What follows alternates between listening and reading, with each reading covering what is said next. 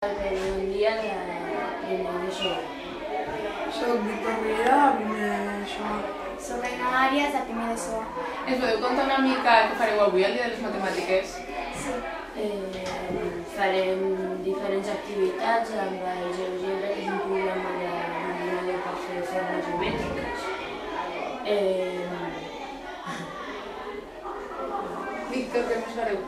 Doncs, a veure, jo amb el càrrec que estic és organitzar una mica les classes, repartir dossiers, recollir dossiers, i hi haurà diferents activitats com rap, saps? I això.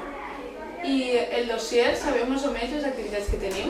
Sí, és identificar el nombre pi, ajudar a treballar amb el GeoGebra, però a part de tot això també rebrem el Joan Gómez, que és un matemàtic que vindrà a donar-nos una conferència, i el meu càrrec, que és entrevistar-lo i presentar-lo.